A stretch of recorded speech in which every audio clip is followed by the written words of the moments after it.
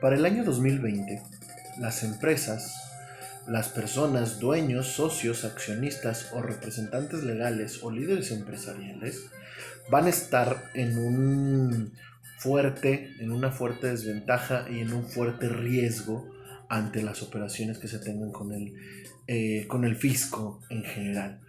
Aquí tenemos una vertiente en donde ha habido varias reformas, existen algunas reformas encaminadas no tanto en el incremento del tributo.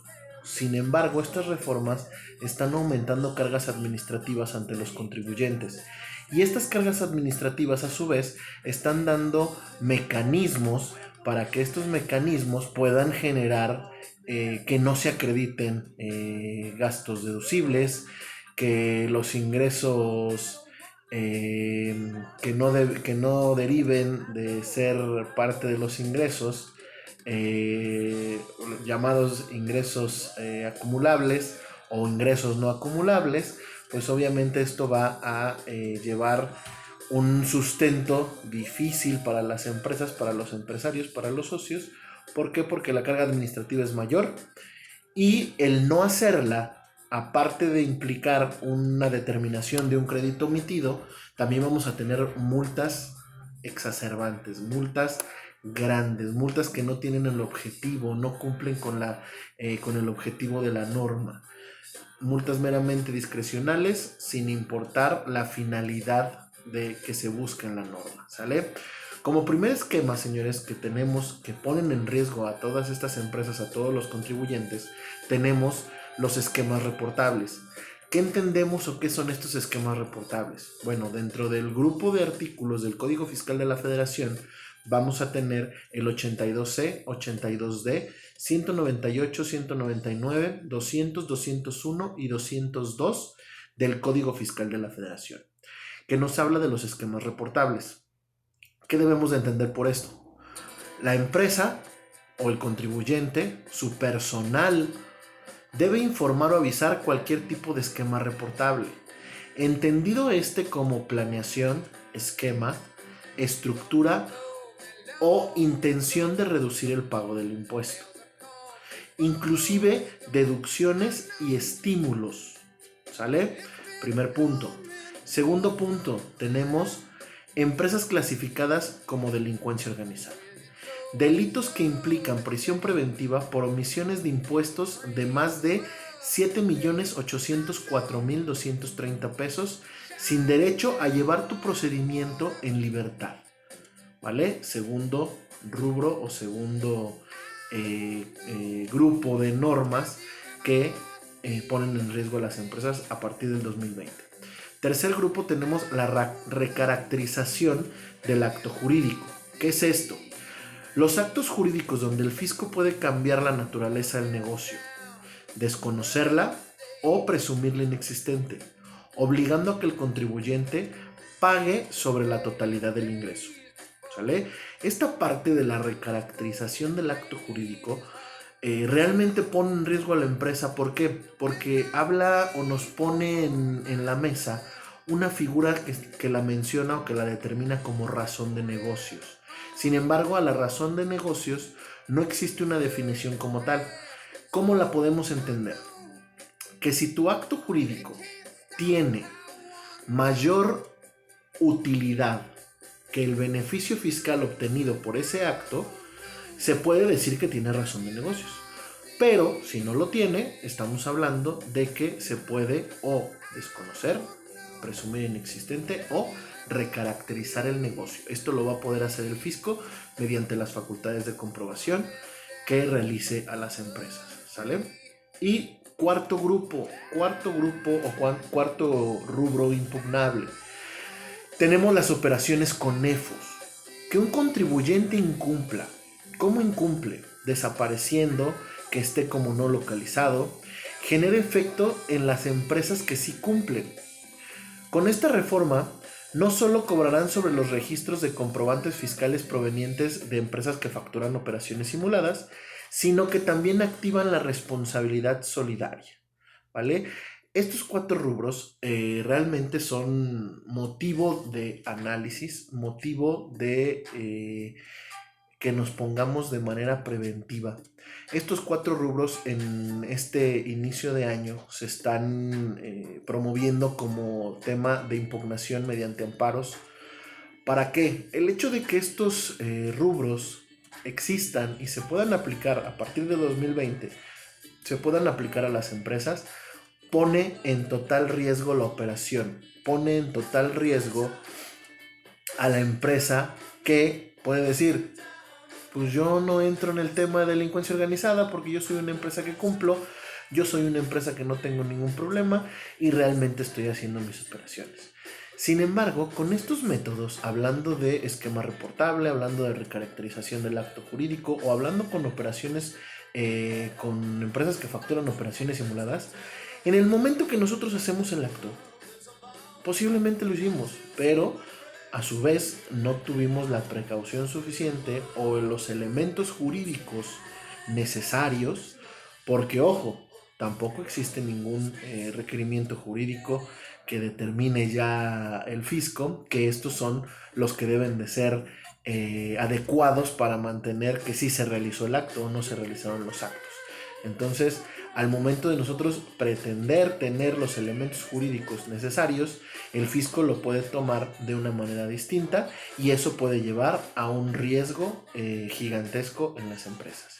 ¿Sale? Para abordar un poquito más el tema, vamos a ver lo que es el esquema o el grupo número 1 que nosotros hemos estado manejando en este video como esquemas reportables.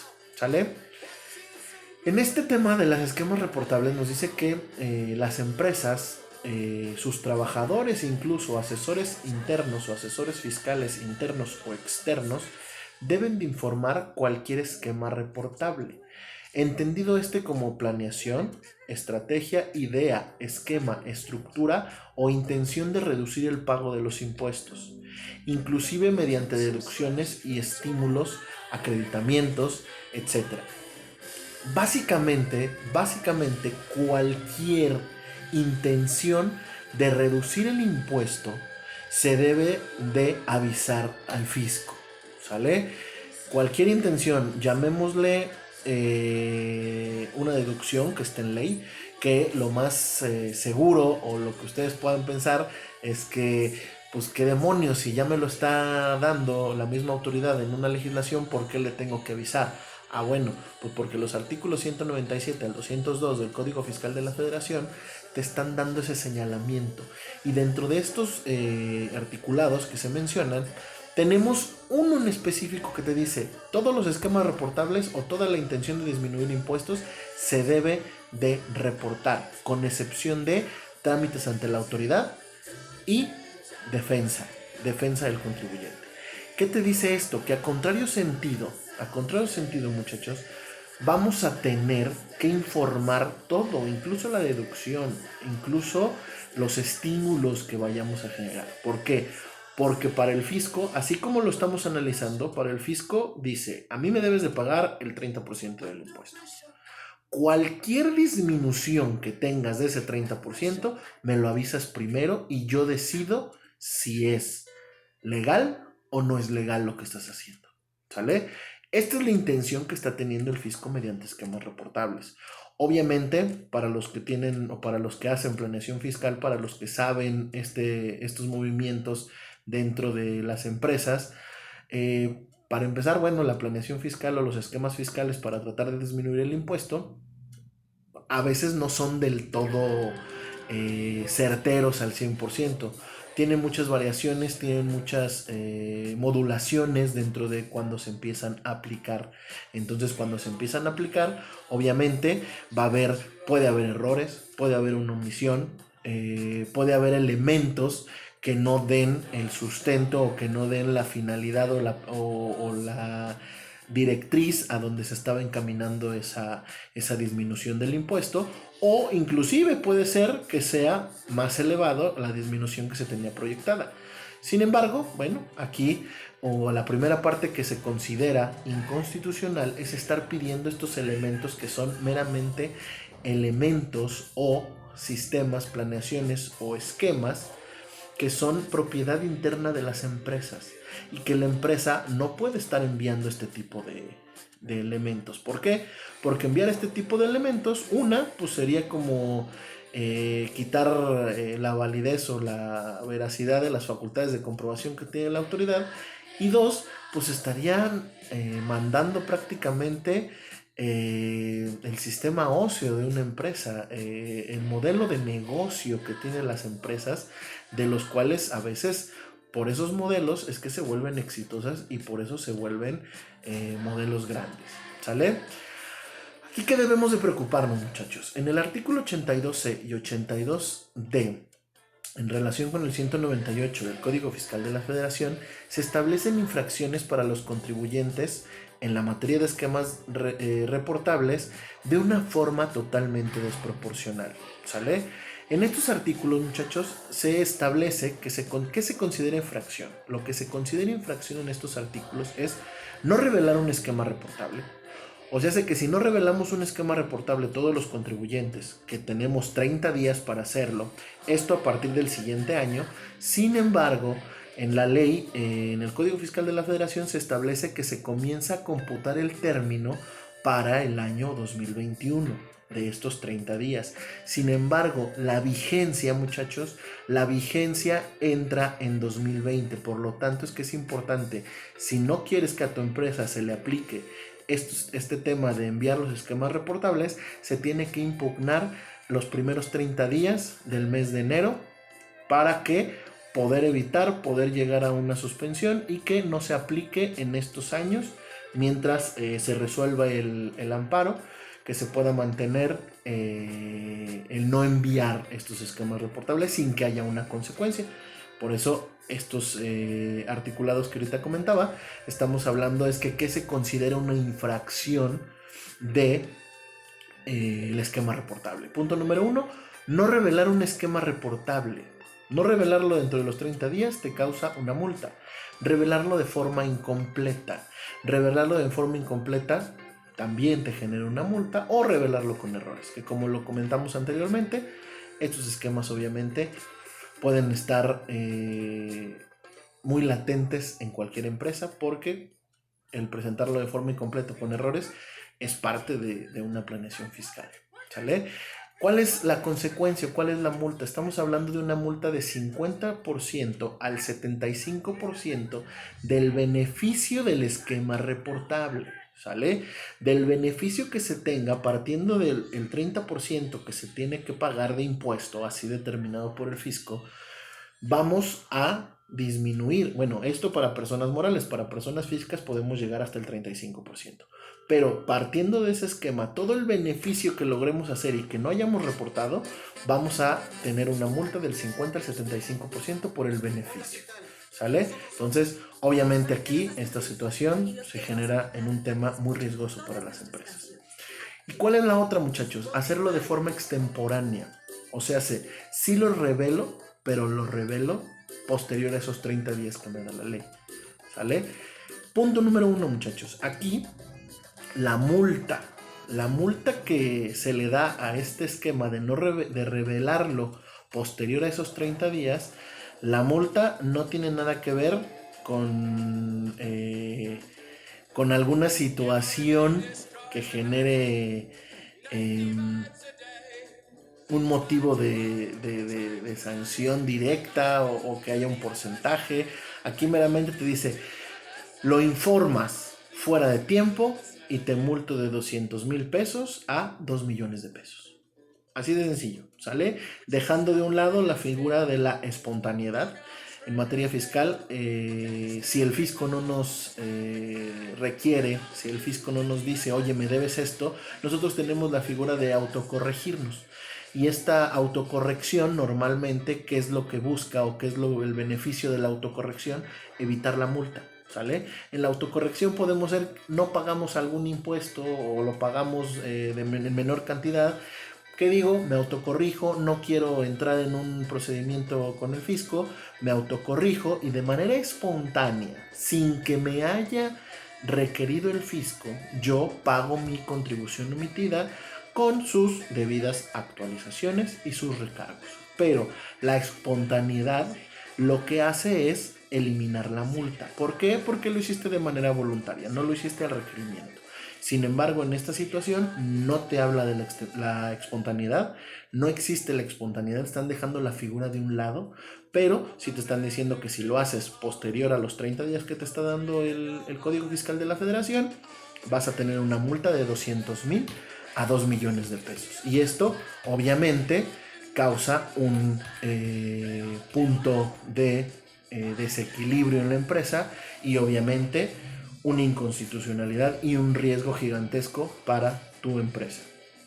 ¿Sale? Esto por parte de esquemas reportables. También tenemos el grupo 2, empresas calificadas como delincuencia organizada. Aquí obviamente hubo artículos del Código Fiscal de la Federación, la Ley Federal de Delincuencia Organizada, Código Nacional de Procedimientos Penales y Ley de Seguridad Nacional. ¿Sale?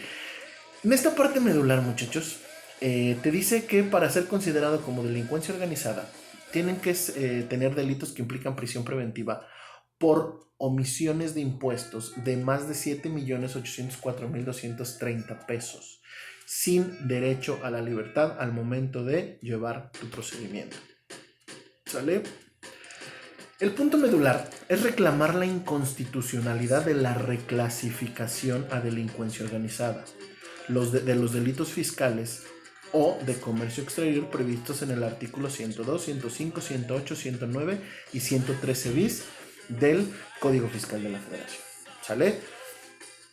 Aquí un riesgo importante es los esquemas que se están generando aparte. No es que tu empresa esté generando acciones de delincuencia organizada. Sin embargo, si tu empresa es susceptible, o tu empresa puede ser susceptible de entrar en este rubro si tu empresa tiene ingresos acumulados de 30 millones, arriba de 30 millones 176,356 pesos, tu empresa está vulnerable. Tu empresa es susceptible a que pueda ser acusada por un delito o por una omisión del impuesto por delincuencia organizada. ¿Por qué? Porque si nosotros a 30,176,356 pesos le ponemos cuál es su 30%, estamos hablando que el 30% son 7,804,230 pesos, que es el punto base de ahí para arriba para ser considerados como delincuencia organizada. Y por eso es que tu empresa puede estar en un riesgo si mantiene estos ingresos. Porque el hecho de mantener los ingresos no significa que estés operando, que puedas estar operando de manera simulada. Significa que posiblemente la administración interna de tu empresa o algún movimiento que hayas hecho de gran escala o de gran cantidad pueda ser o desconocido o reclasificado o, en su caso, presumido inexistente. Por lo tanto, ese impacto te puede dar ser sujeto a un tema de delincuencia organizada.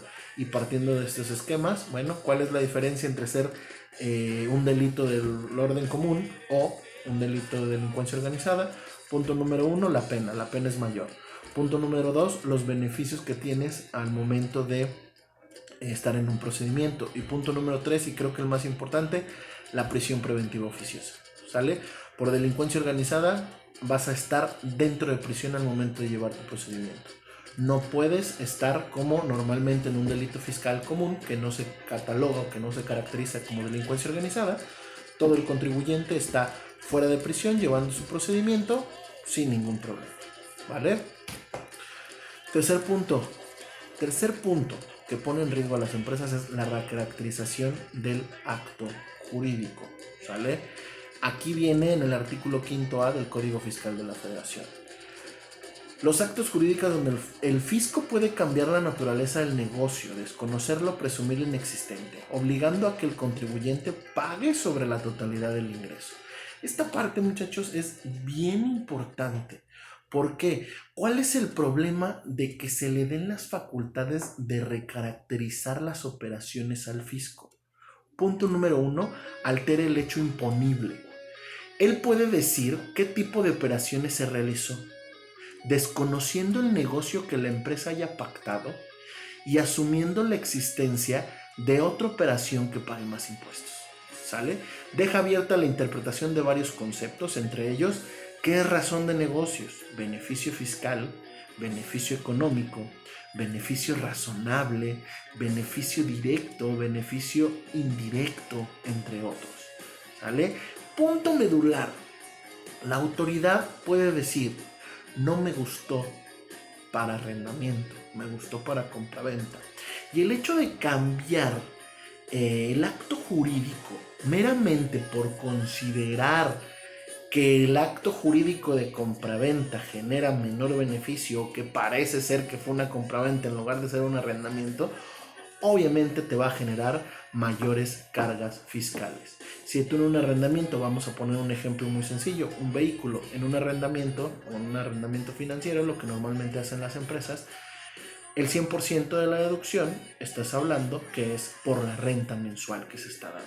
Pero si es por compraventa del vehículo, estamos hablando que tenemos un tope de aproximadamente poquito más de 200,000 pesos, en donde te dice hasta aquí puedes deducir. Entonces traemos un elemento que altera el hecho imponible, una parte súper importante del momento de la fijación del tributo. Ahora bien, también estamos hablando, obviamente esto de violar el hecho imponible, un elemento del tributo. Tenemos elementos esenciales del tributo que son sujeto, objeto, base, tasa o tarifa, ¿sale? Hecho imponible, época de pago, etc. Sin embargo, muchachos, aquí el punto medular es que al momento de recaracterizar un acto jurídico, dentro de el elemento esencial del objeto, la autoridad está modificando el objeto. Entonces, el objeto es el que se puede manipular con esta facultad, obligando a los contribuyentes que siempre paguen más impuestos por cada una de sus operaciones, ¿sale? El modificar los elementos esenciales del tributo, muchachos, no se pueden aplicar y no se pueden interpretar. Son elementos que se rigen bajo el principio de legalidad tributaria, y el principio de legalidad tributaria dice que solamente lo que esté en ley es lo que se puede aplicar.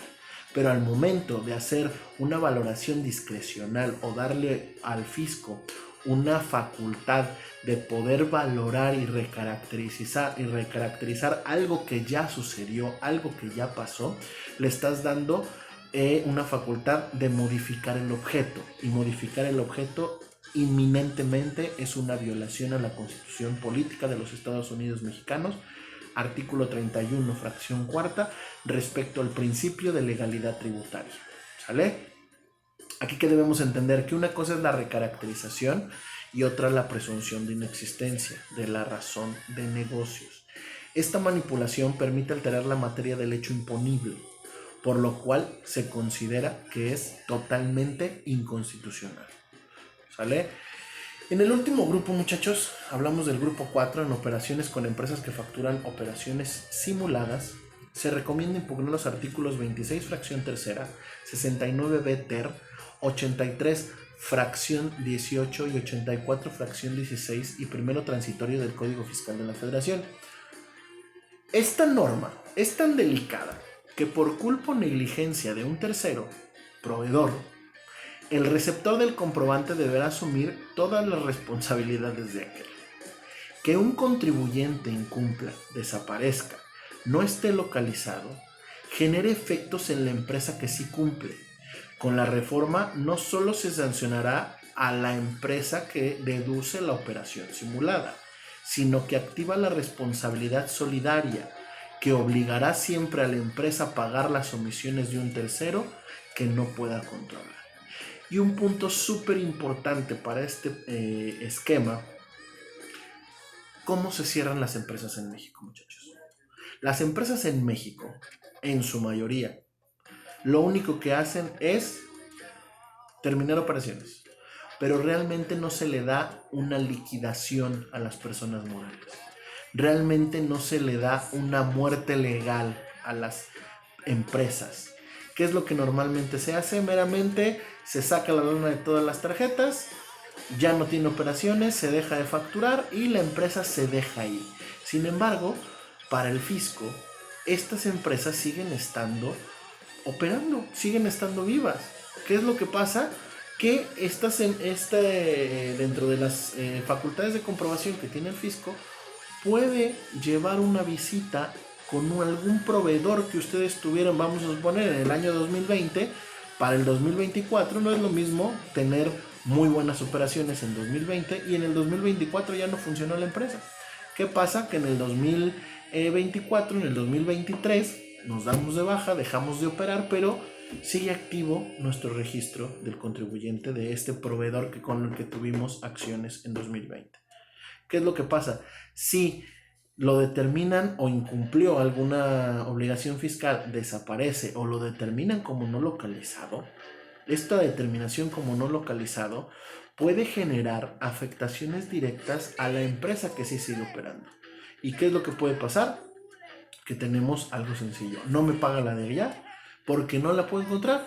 Tú absorbes los daños y los recargos que me debes de estar pagando. Entonces, el incumplimiento de un tercero te va a ser obligado a pagar. Y deja de eso, no solamente va a pagar la empresa. Ahora, por la modificación del 26 fracción tercera, te dice vamos a pagar la empresa hasta donde tenga. Pero, si se debe 2 millones de pesos y la empresa solamente tiene 1,5 millones, entonces el otro medio millón vamos directamente con los responsables solidarios. Vamos directamente con los socios. Y los socios nos responden con patrimonio propio. Esto totalmente va en contra Ley General de Sociedades Mercantiles, Código Fiscal de la Federación. Los dos son ordenamientos totalmente federales y tienen el mismo orden, el mismo régimen. ¿Sale? Tienen la misma jerarquía. Sin embargo, están yendo en contra de figuras relacionadas en la Ley General de Sociedades Mercantiles, que nos dicen que las personas morales solamente van a responder sobre sus aportaciones. Y aquí nos está diciendo que aparte de las aportaciones, se va a responder con capital propio de los socios. Esto obviamente lo consideramos totalmente inconstitucional. ¿Sale? ¿Qué es lo que tenemos que hacer aquí? Totalmente.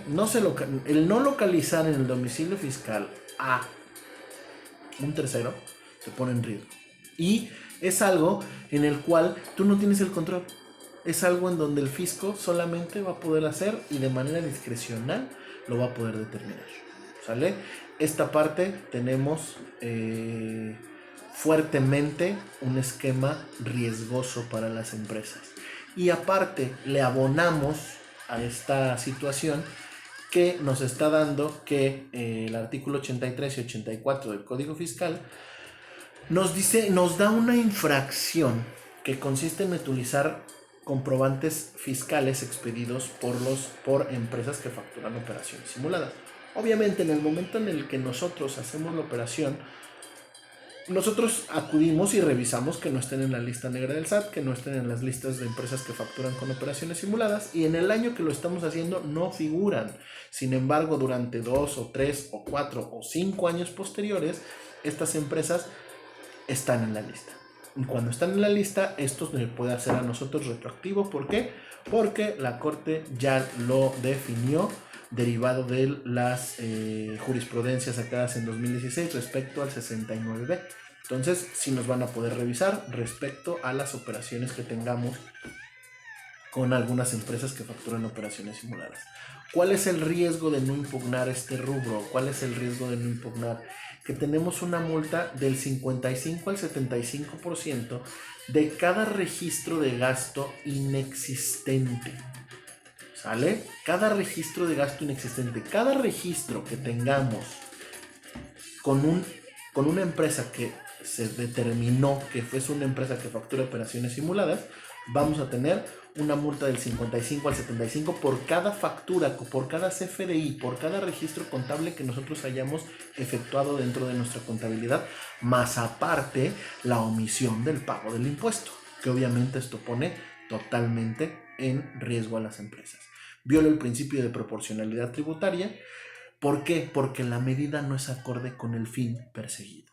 Entonces, estas son las partes que ponen en riesgo a las empresas. Estas son las partes que ponen en riesgo a los socios, a todos los líderes empresariales.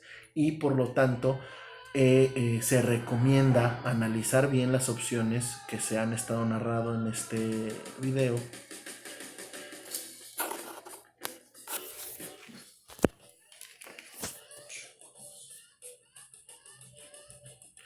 se ha estado narrando en este video. ¿Para efectos de qué, muchachos? Hay que identificar qué amparo se debe ejercer por su compañía antes de ser parte de una manipulación de la norma. ¿Qué es lo que ocupamos? ¿Qué es lo que necesitamos? Pues obviamente que analicen cada empresa, que determinen en qué riesgos están inmersos o en qué riesgos son susceptibles. Ampárense. La recomendación, busquen los medios de defensa, no dejen que el fisco tenga estos actos discrecionales tan excesivos, porque a medida de que nosotros dejemos que la norma se configure a discrecionalidad de las autoridades en turno, pues es a la medida que nosotros vamos a ir dirigiendo cómo quiere ser el orden en nuestro país.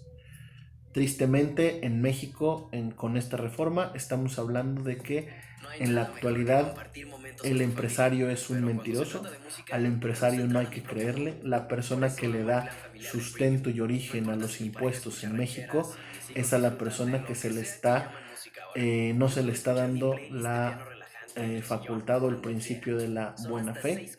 Al contrario, todo lo que haces me lo justificas y bien justificadito. Si tienes un error en la justificación, te determina un crédito fiscal.